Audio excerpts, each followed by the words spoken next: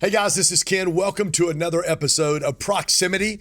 I've got an amazing guest. Guys, listen, I just spent 3 days at the largest African-American financial conference on the planet at InvestFest with my good friend Michael McDonald and a ton of 33,000 other people. It was an amazing weekend. I celebrated my 58th birthday. I just dropped the release. Actually, the release is September the 16th, but I just got some of my brand new books in my hand on Friday.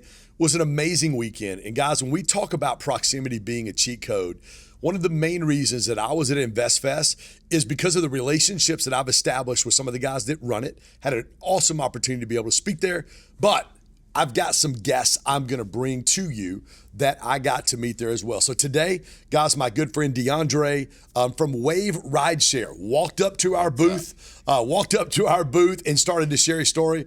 He lives in Charlotte, and I said, dude, can you stay on Monday and record a podcast? There we go, and now we're here. Thanks for being here, my friend. Glad to be here. Look, this is purpose. This is amazing. Did you expect to be on a podcast on Monday? Did not expect it at all. I thought I was going to be on the road on 85 in traffic or something. Going back to Charlotte right now. I had no idea. I knew we would hit it off. I knew we'd hit it off when you said, let me go get my wife and my 4 kids. And as soon as your wife came in with the kids, your baby's 13 months old. 13 months. Cute as a button. Yes. Your wife handed her to me. It was a test, wasn't it? That was the test. That was the test. She did not jump back to mom immediately. No, she didn't, man. That's the...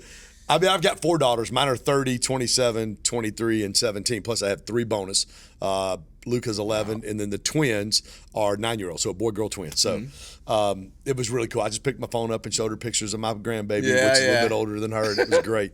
Well, dude, we connected this week. You guys had heard me speak on Friday. You guys came by the booth, and obviously you're highlighter green over here, like you're glowing. Guys, I'm going to give you a thing real quick. The only bad thing about him is he went to Duke. So if you're an ACC person, you're not a Duke fan, and you're not a Cameron crazy, you may not like this guy. Mm-hmm. But you walk up to the booth, man, and you're just sharing with me about this dream that God had given you to start a rideshare company. Because when somebody comes up and goes, I'm going to start a rideshare company, you're like, well, what's wrong with Uber and what's wrong with Lyft? I'm sure you get that question a ton. And I got it all the time, especially from my other male friends. So in the beginning, we didn't know exactly what was wrong. We started out trying to help kids get to and from boot camp, a technology boot camp that we were having.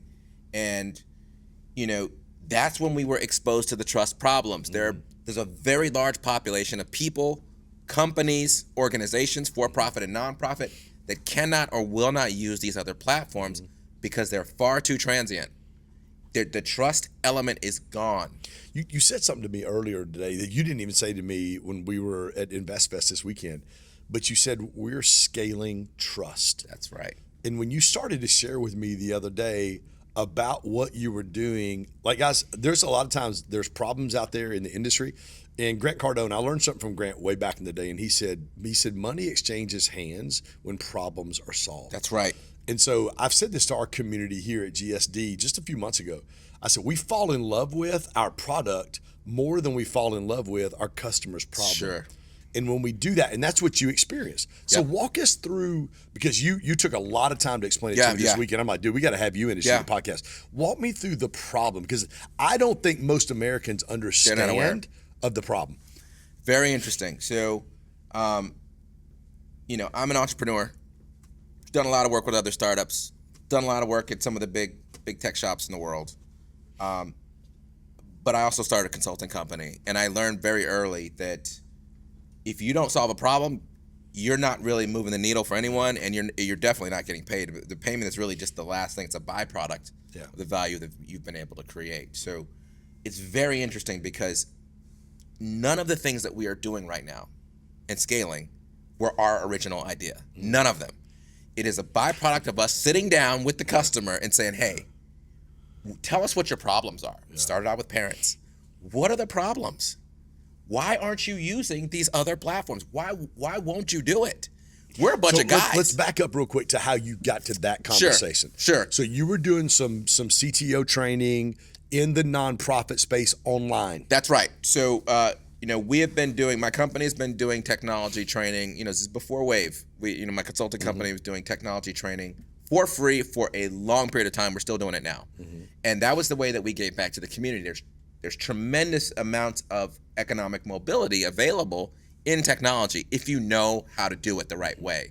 The problem is most schools, I didn't learn all this stuff from Duke. I learned from IBM. Wow. Duke got me into IBM, but from there it was hands on the ground, very expensive training. Most people can't get a hold of this stuff, right? So we thought, okay, well, let's just level this a bit and let's take our knowledge with all these customers and give it away. Yeah. And the results have been phenomenal. We've helped, thousands and thousands of people get into great jobs. No technology experience at all, but it was all virtual. Yeah. So being all virtual, it's real easy. It's like people come in, they leave, it's free, nobody really cares who's there. The one thing that we learned pretty quickly though is there's always a group that is kind of like God's gift to you. In every cohort, there's a group of people, that 1% that just does phenomenally well. They come out of nowhere, they help people, they put their heart and soul into it. We hire them. It's like we learned that really early. Anyway, we started doing this, we kept going, and then we needed to do a technology training on site, right? Never done technology trainings on site. It was all virtual, real cheap. And then we ran into major, major problems. Given the fact that we were moving kids, or that we were dealing with kids, we ran into the quintessential nonprofit problem. When they build a physical resource, they automatically alienate 50% of the population that needs resources to get to that resource. That's crazy. So they you can't guys, get there. Yeah. So there's two things I want to hit on this. Number one, you guys were having major success, being able to help people, giving back. People are getting jobs, and you're like, well, this is great. Well, how awesome would it be if we bring them in person? How long, when you started bringing them in person, how long before you realized we've got a problem? Very, very quickly. So within a couple of months, nobody was showing up. People weren't showing up. Kids weren't there. And the common theme across the board was, I just can't get them there all the time.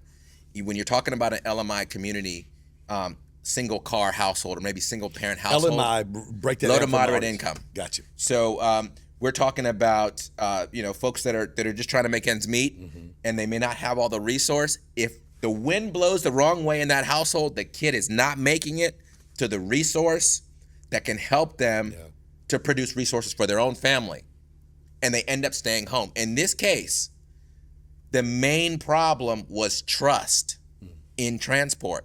They did not trust the public bus system. They did not trust taxis. They definitely didn't trust the parents. Yeah. They didn't trust any of these other platforms. So we had no idea.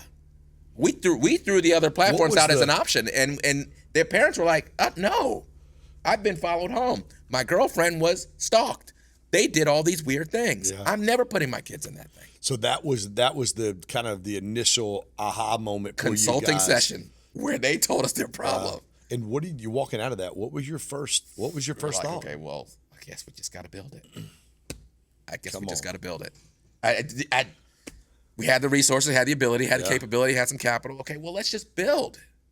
Let's build for this purpose alone. We weren't thinking about anything else. We weren't thinking about the healthcare problems. We weren't thinking about competing with the other platforms. We weren't thinking about it. We were just thinking about serving. So good. Serving. So let me ask you a question. Two things on this. Faith. It takes a lot of faith to be able to do that. Like, because most entrepreneurs, I deal with some of the most high-performing faith-based entrepreneurs on the planet. We have the largest faith-based entrepreneur conference on the planet. Most entrepreneurs, when they hit those moments, are like, okay, well, this ain't gonna work, or they give up, or they quit. What in you, when it comes to faith, was like, you didn't blink, bro. I watched you say this the other day at InvestFest, and you're at my booth, and I'm like, oh, this cat's different. Like, you didn't even blink. You were like, okay, well, let's just go start it. Yeah. Tell me where that comes from in you. So, it's all faith.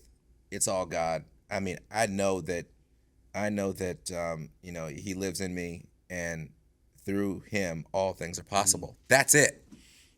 So maybe, I have a little short circuit in my brain that doesn't, but you went to Duke. There you go. Come on, ladies and gentlemen. So they teach him, I think it's all conditioning. The one thing about Duke, though, to step into that space, is that the academic pressure and the performance pressure is unbelievable. It is backbreaking. That's why the psychological services department is always going crazy now. If your faith is not intact, Duke will break you academically. I don't care who you are. And I was on a pre-med track. That's so good. So this happened.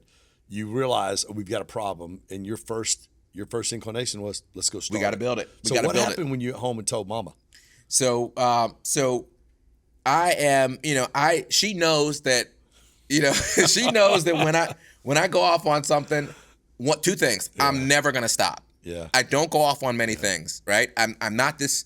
I am a serial entrepreneur, but I don't have a million businesses here. Mm-hmm. When I'm convicted to get something done, I'm like, look, my because of what I've seen, it's like you need to step out on faith, let the world kind of knock you around into position to where you can actually serve, and the marketplace is actually willing to pay for that which you give out.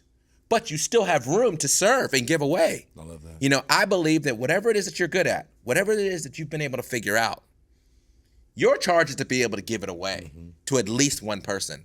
Because that thing, you can change the whole course of the world by giving away that which God has given you, whether it's knowledge, experience, maybe money, but it's not all about money. With stewardship. All those areas you just mentioned are stewardship. And God promises if you steward it well, God goes, I'll give you more to steward, to manage. And that's exactly what happened. So we start serving this community, and other folks start coming to the door.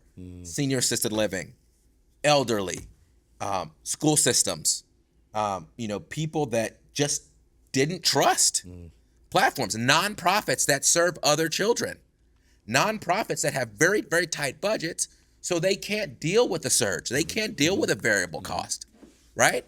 We weren't thinking about any of this stuff. This is God's work. Yeah. When you serve right here, he just opens it up and opens it up and opens it up. And then the biggest manifestation of this same problem is global healthcare. The single most impactful factor in positive health outcomes is not the doctor, it's not the treatment, it's not the medicine, it's not the center, it's physically whether or not the individual can get to their appointments. When you said that the other day, I was like, what are you It's crazy. I could not. It's crazy. When you heard that, did you have the same reaction I did? I was like, what are you talking about? This is something that has grown and evolved. And now we're in some major opportunities with some massive health systems that see the vision. Yeah. So what was the solution to our nonprofit problem? We moved from a hub model, that means if you build it, believing that if you build it, they will come, to a hub and spoke model. If you build it and supply the rails, they will be able to come and they will thrive. You eliminate the friction of movement. Every human being has to move. So good. Now, here's the distinction. Grown men typically are not targeted. We have the least friction as it relates to movement. We can move about. We're not too concerned. We hop in one of the other platforms. I won't name them. And we're on our phones. We're doing business. We're not thinking about, hey, I'm taking a nap, man, what's in the air, and are they putting something here to knock me out and in traffic? This is what people are literally thinking about. I had no idea before we started this, right? So anyway, we just built to that, and God did the rest. Honestly, it's like I cannot take credit for any single solution that we're delivering right now. So talk to me. Obviously, I don't know if we can name the other two people, but if you have a rideshare and I have two apps on my phone, I check one first and the other one third. Sure. You know what we're talking about. Yep. So for you, when you saw the problem, and you said, I'm just going to go build this thing. Like when you started that, what you said scale trust, and we didn't really dive into it, but I would love to dive into that now. Yeah. When you mean scale trust, tell the audience what that means and what do you guys do to solve the problem that most people don't even realize is out there? So scaling trust is really about you have to seal all gaps as it relates to safety, right? We believe that every transportation event is a trust event, whether it's you moving around, your stuff moving around, your grandma moving around, elderly, cousin. It doesn't matter. When something moves and someone else is doing the movement, then it's a trust event and it's got to be taken care of. If you do not solve that trust problem on the supplier side, then there's going to be friction. If you don't do the work to adequately vet your drivers and make sure they are actually suitable and fit to do this, and it extends far beyond just an electronic check, right? It's a vibe check. We know every one of our drivers. We've seen them. We stick our head in the vehicle. We do a trunk check. You learn a lot about somebody, I'll tell you this, by what's in their trunk. No dead bodies in the trunk Look, yet. man, if it looks weird, they're not getting past. It's like, and we have the authority to control the quality of the driver in our ecosystem. Yeah. And that's how it has to be. That doesn't mean that the others have to do that. The bottom line is we must all collectively, as transportation service providers, figure out a way to scale trust. I'm not making this a big, kind of differentiating factor. This is what we've chosen to do, and this is what allows us to be a redemptive company and still deliver, scale, and be able to give away this stuff, right? So scaling trust is about understanding who's riding and who's driving to a really, really granular level. And some people are just not fit to do that. We don't want people that are on platform that are just about money. Yeah. We do pay better. We do pay better because we expect more. That's right. Right? But we're not so dialed into this rapid turnover of drivers because that creates transient situations, and that's not good for vulnerable populations in transport. You got to take care of this person. That's right. How long have you guys been going now? About 5 years. And then tell me the cities that you guys are operating in now. Sure. So Atlanta is actually our biggest market, but we're in Charlotte, we're in Atlanta, we're in Raleigh-Durham, we're in Dallas, Houston, So now, Vegas. do you guys, can anybody catch a ride with you guys, or is it specific groups or for specific purposes? It depends on the market, right? We always land with a business partnership first. Okay. Whether it's healthcare or a large nonprofit, we land in the opposite direction. We do not offer standard rideshare to everyone in a zip code randomly. We land with a purposed mission to supply high quality service for a large partner. It's exactly what we did in Atlanta, but now we've got restaurants, we've got all kinds of entities now. And then we expand that way, right? So from there, we start to offer VIP service, high level services. We allow people to dial in with a phone. We've got a major partnership with the National Federation for the Blind. They can't even use the app. They need a phone call. Wow. Right? It's just, so we dial in with these purposed organizational relationships, and then we allow standard business to consumer rideshare to evolve organically in that ecosystem. Like it's cooking right now in Atlanta really, really well, advancing into the airport, advancing into all these other places. But we go the opposite direction. That's it. That's how we do it. Because if you don't do that, then you now have to build both sides of the marketplace, and it forces you to compromise your process for volume, and that's where the other guys are, right? Like, if you dial in and focus on quality first, you allow that what happens there and the growth in that market, in that area, to fuel organic growth, right?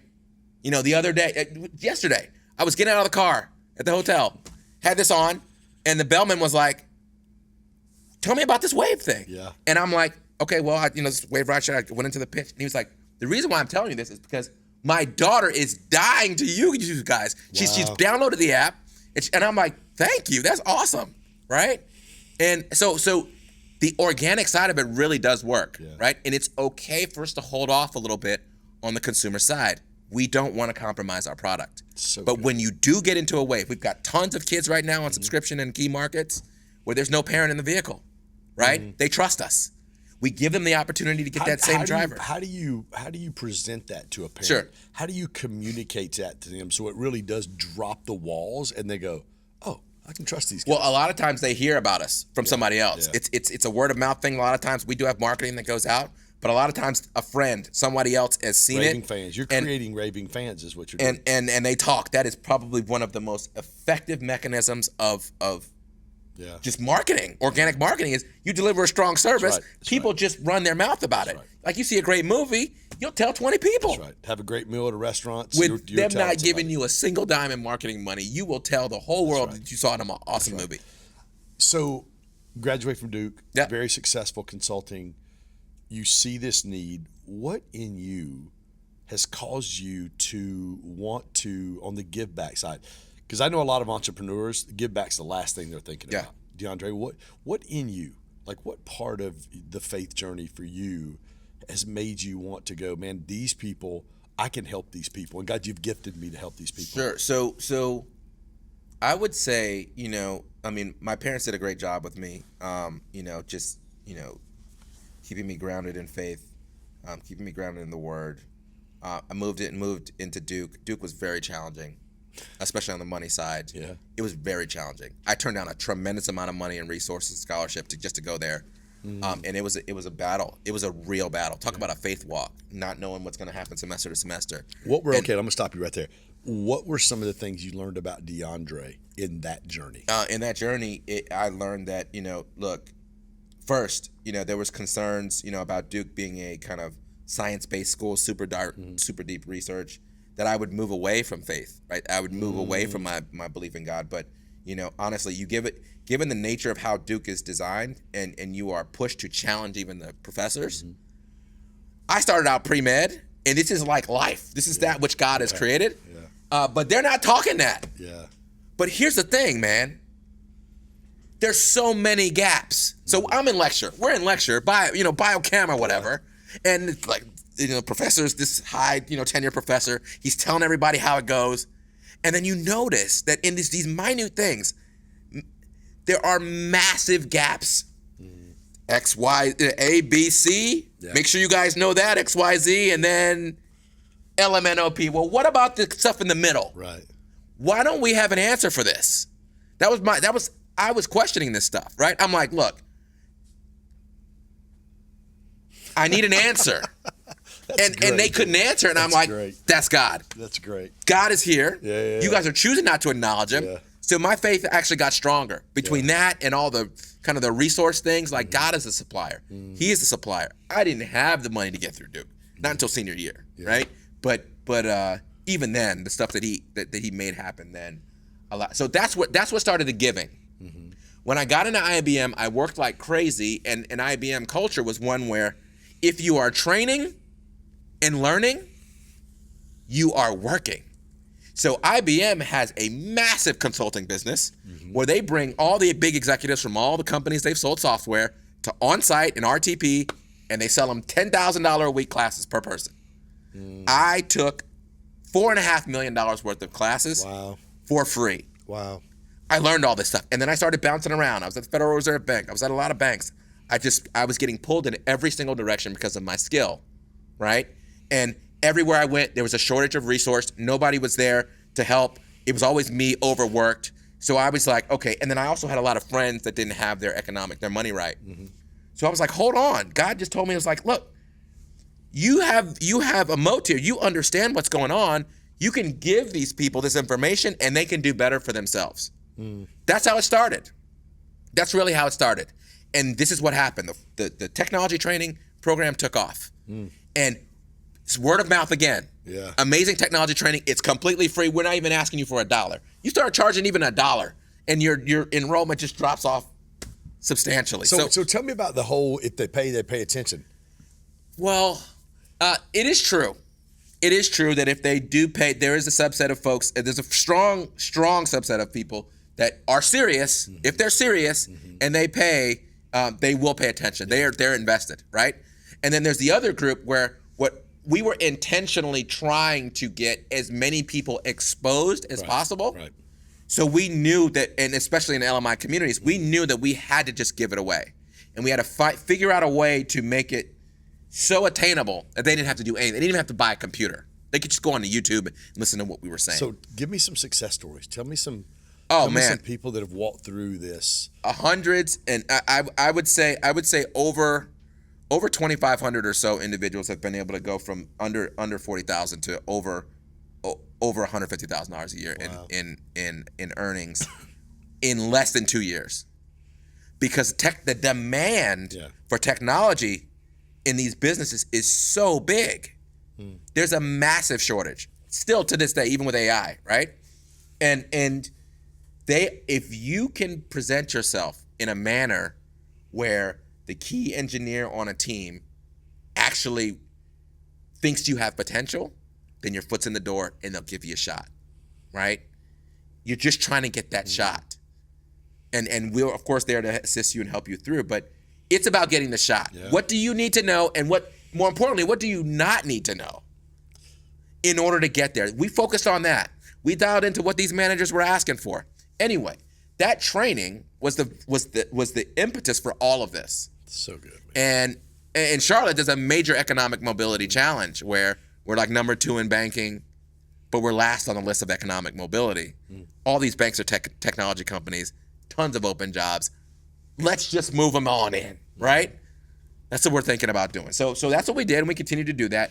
Once we started to get into a physical space situation where it was time to train people that didn't have cars in a physical space, that's what started Wave. When you saw, because I want to hit this too, because I love really getting to the core of who you are. I got to meet your wife and your family the other day. Super precious. But the core of who you are, when those first few people started graduating and going through your training and started doubling and tripling their income, dude, walk me through how you and your wife felt about that. I mean, I think it's amazing. It's absolutely amazing, and the numbers are just out of control. They're out of control. So many emails, so many letters, and the other beautiful thing about it is we hired the top 1%. Yeah. We hired them. Yeah. That's just God giving them back to us, right? Like it just shows that our job here. I don't even think it's about making money so much, but when we figured something out, when God has given us something, He's given us a gift. To me, it's about giving that thing away as quickly as possible. If it's to one, don't feel like you're inadequate by only being able to give your gift away to one person. Because that can set off a domino effect that changes the whole world. So good. That's what you got to figure out how to do. How do I take this? Yeah, so good. Knowledge, whatever, resource, access that God has given and give it to somebody. Yeah, I love that. So Atlanta, I know we mentioned Atlanta. Yep. Tell me the other cities and where you're at. So Atlanta, Dallas, Houston, Vegas. Okay. We're ramping in Chicago right now on the healthcare side. It's game changer stuff. Just sealing the gaps. I mentioned LA, New Orleans, Raleigh, Durham, Charlotte, kind of the Columbia, Greenville area, up and down the 85 corridor. We are working on DC and New York, and after New York, as we move into New York, the goal is to take it public. That's the goal. Here's the thing: there's no publicly traded Black-owned tech companies at all. 0. There are 9 other publicly traded Black-owned companies. I'm hoping there are some there when we get there. Yeah. That would be nice. Yeah. But it speaks to the challenge. Let me ask you a question. Yeah. Diondre, how does that make you feel? God, you've given me an opportunity because I love your heart. That's why you're sitting on my podcast today. Yeah. You're like, I love your heart. Like, how does that make you feel as a man, knowing, man, God, you may put me in position to be the first Black-owned technology company to be publicly traded?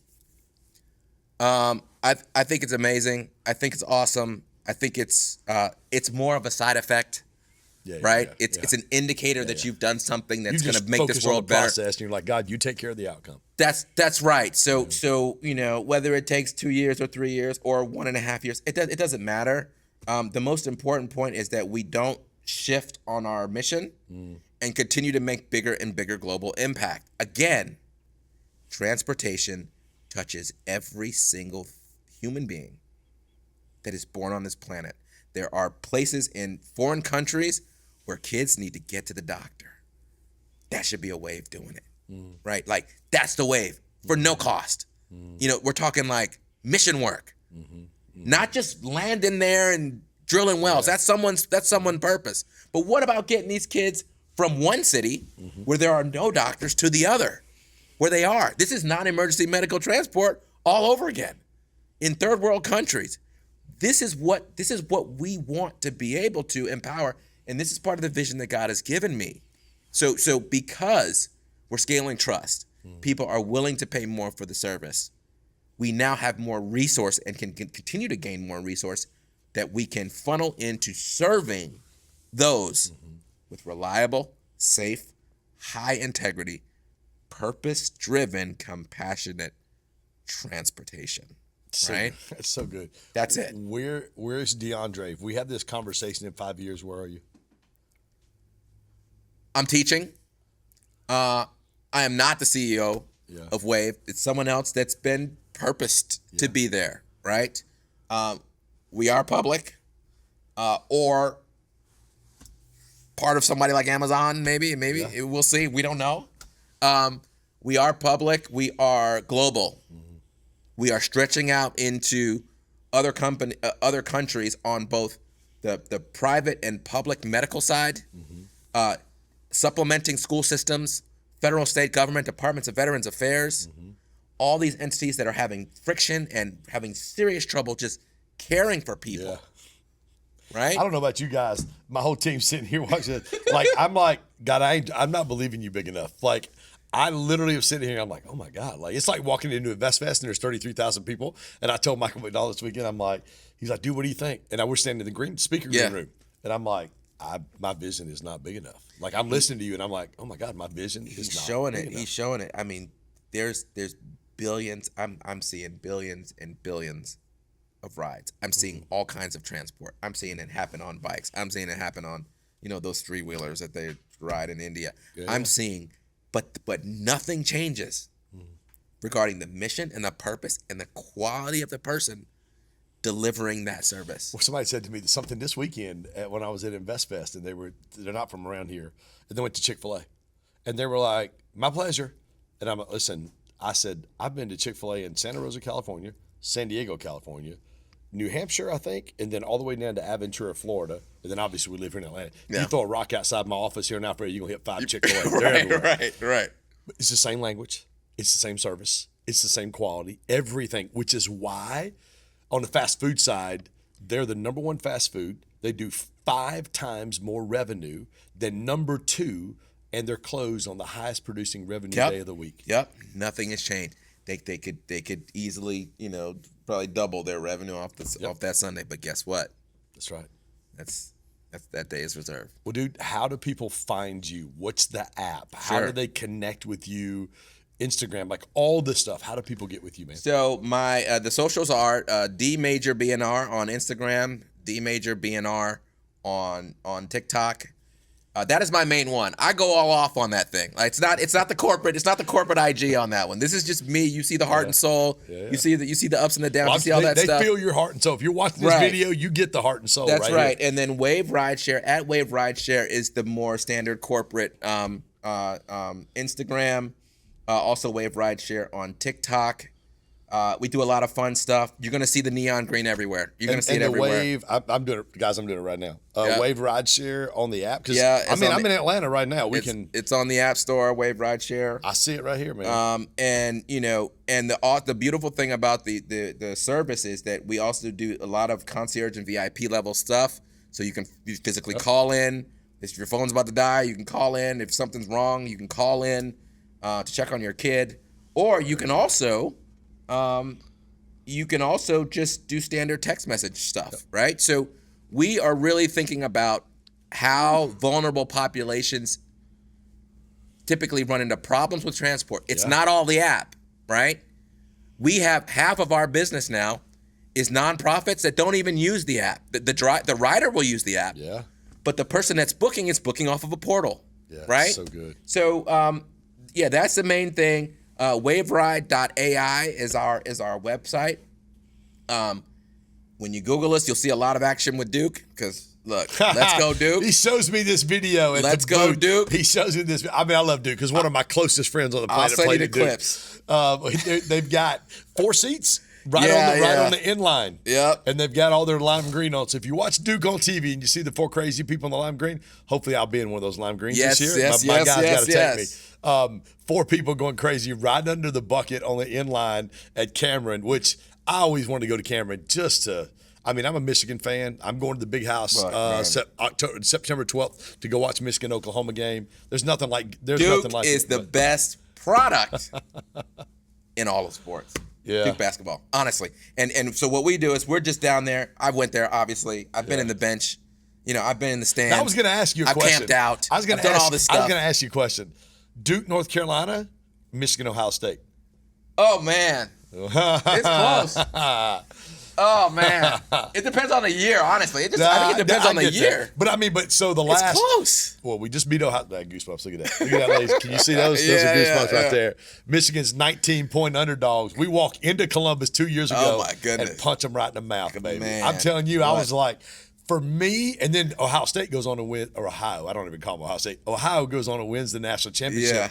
All my friends, we won the Natty. I'm like, we beat you. That's right. That's what matters. Like, we beat you. And we won the Natty the year before, and we beat you then, too. Look, man, it never stopped. That rivalry just keeps on rolling. It's so unbelievable much fun, stuff, man. Look, and that's just you go there, you let it all hang out, man. I mean, it's unbelievable. Unbelievable stuff. Rideshare broke trust, and you guys are restoring trust. That is exactly it in all forms of transport. You know, the trust problems that I mentioned, they're also in delivery. Who knew this stuff? Yeah. But the other platforms are letting these random people on platform, and they're actually stealing. I just need somebody from the restaurants. I just need somebody on Instacart that can deliver me good strawberries. And not strawberries that are all jacked up. Because you order organic strawberries, and you're like, this thing is rotten. It's hit or miss. Too much organic going on here. It's all already dead, decomposed. Yeah. And Diondre, thank you, man. Thank you so much. This has been a blessing. I freaking and love your heart, dude. I can't wait to sit in 3 to 5 years. When you IPO, I'm coming. So look, I just want to watch. It's going to be all yellow. We're going to be out there doing I just want you to do that. Yeah. Dude, I love your passion, love your heart. We told the audience how we can contact you. How can they pray for you right now? I think the prayer here is that God keeps his hand on us, and he brings more people like the ones that he's brought so far into our lives, into our company as it scales. It is very important that as we scale, we keep our foundation, we stay rooted in what he does, in what he is to us, and we stay rooted in faith all the way through, that there is no compromise, right? Through the ups and the downs, that we are able to scale trust inside and outside, and scale just the love of God through our platform and through our employee management and through our driver management and through the riders, right? So I just want folks to see that it is possible to do things that seem to be astronomical through Christ. I've got something I want to talk to you off air. If I don't say it now, I'm going to forget. So remind me when we get off air to have a conversation with you about something super important. But dude, thank you, man. Thank you so much. Absolutely love your passion, love what you're doing. And I can't wait. I can't wait for the IPO because I'm coming. I can't wait to go to Duke game and put that. Oh yeah, it goes down. I'm colorblind. I asked you this week: is that green or is that yellow? I'll wear it if I get to sit on the inline. I'll even root for Duke as long as they're not playing Michigan. Look, we'll make sure we come to the right game. Well, we only lost 2 games this year. We did win the Natty. We only lost 2. One of those was at Duke, but it wasn't at Michigan. It wasn't at Duke. We played in D.C. this past year, which I didn't get to make that game because I was traveling. Yeah. But I would have loved to. But dude, thank you so much. Thank you for being a part. Amazing meeting your wife, your kids, dude. I just. Absolutely, dude. You and I are going to be tight. This is awesome. Like super stoked about. And then just the way that all happened. It's just me walking. Psalms by. 37: footsteps of a righteous person are ordered by the Lord. That was my prayer. The one thing they asked us this weekend. I'll close with this. They asked us this weekend when we did our panel, and there was 1,000 plus. I mean, it was literally you couldn't even move on that podcast studio floor. It was massive. They had all the hallways blocked up and everything. And Anise had asked me that question. She goes, "What's your prayer right now?"